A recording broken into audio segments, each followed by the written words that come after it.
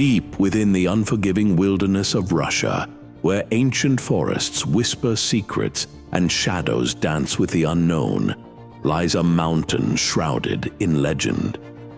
Vottovaara, a place where the laws of nature seem to bend and the boundaries between the real and the supernatural blur.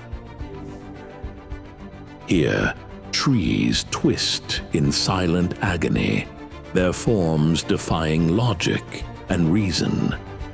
An unsettling silence hangs heavy in the air, broken only by the wind whistling through the skeletal branches. Life, as we know it, seems to have abandoned this place. Locals call it Death Mountain. Scattered across this desolate landscape are thousands of ancient stones, the remnants of a forgotten past. Were they placed by human hands or by forces beyond our comprehension? What secrets do they hold?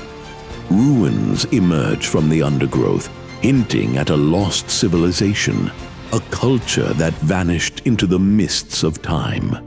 Who were these people? What knowledge did they possess? And why did they disappear? On the shores of a nearby lake, ancient rock carvings whisper tales of a time before history. Strange figures and symbols, etched into the very fabric of the mountain, offer tantalizing clues to a forgotten world. Is Vottovaara a window into a lost civilization? A place where the veil between worlds is thin? Or is it merely a natural anomaly, a testament to the power of human imagination? Join us as we journey to find out.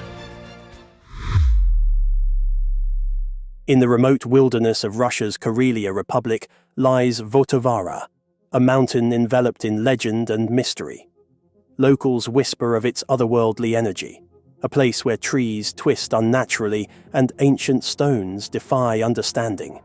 This rugged landscape, once part of ancient Finland, has been revered for millennia by the Saami tribes and shamans, ancestors of modern Finns.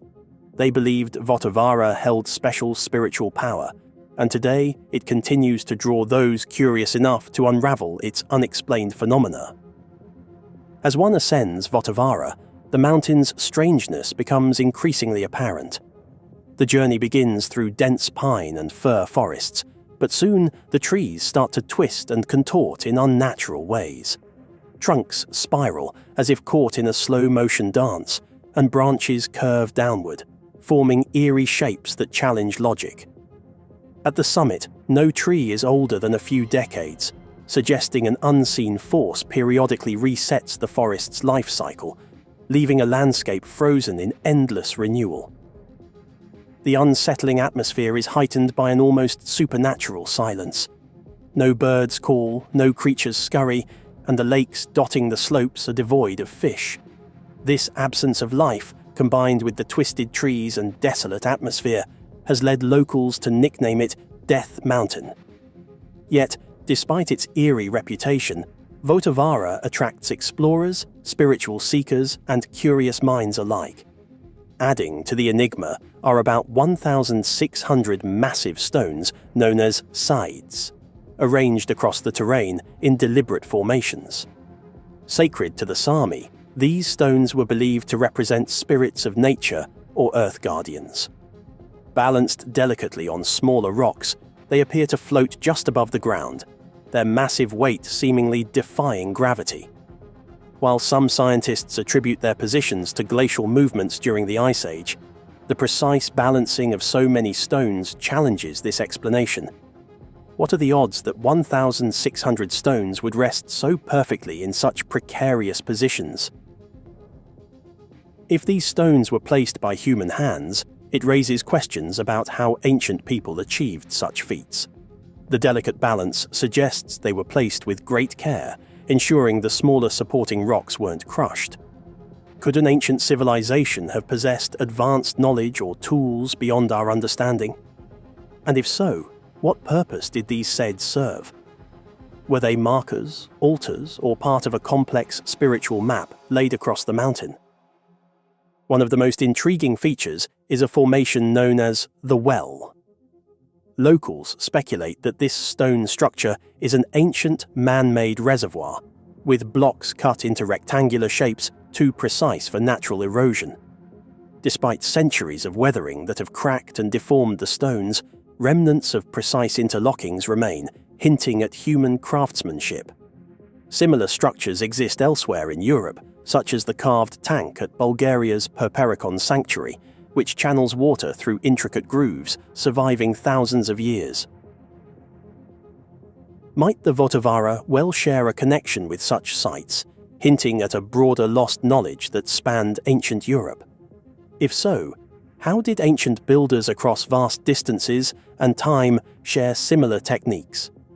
Scattered among the megaliths are other enigmatic artifacts, smooth oval stone spheres often resting on natural pedestals. Their surfaces, worn but clearly crafted, resemble finds near the Bosnian Pyramid and in Costa Rica, where over 300 such spheres have been uncovered. Their purpose remains unknown. Were they used in ancient rituals?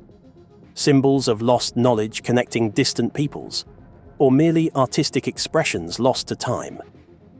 The similarities between these objects across far-flung sites suggest connections modern science has yet to explain, leaving a tantalizing mystery. Beyond the seids, spheres and well, Vottovaara reveals more structures that challenge natural explanations. One appears to be the remains of ancient stairs, partially buried in the rugged terrain.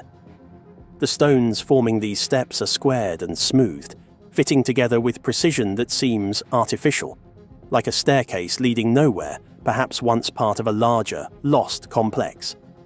While some scientists suggest natural geological formations, visitors often leave with the impression that the mountain holds secrets, defying easy explanations.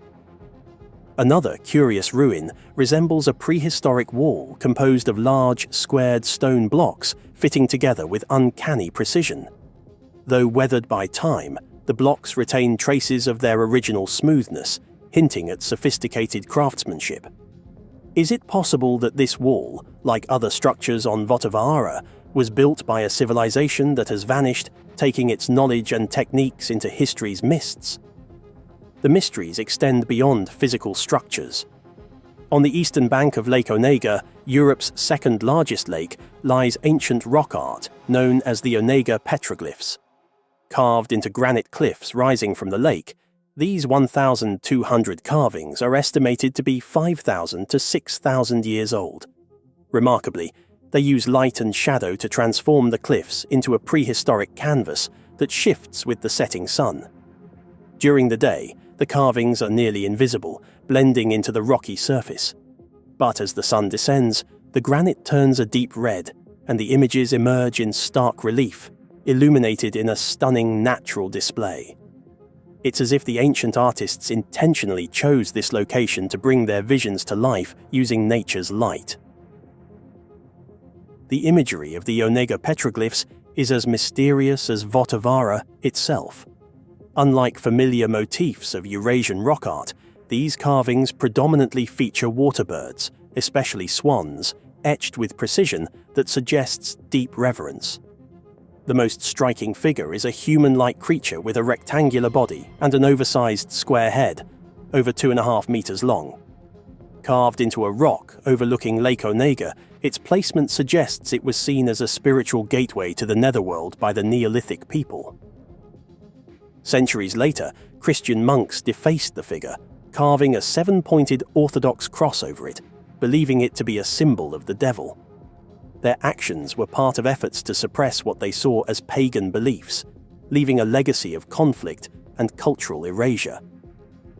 Yet, despite attempts to suppress the mountain's spiritual legacy, Vottovaara's allure endures. Today, many visitors journey to this remote region, drawn by its palpable energy. They come to meditate among the ancient stones, hoping to connect with the spirits said to inhabit this mystical place.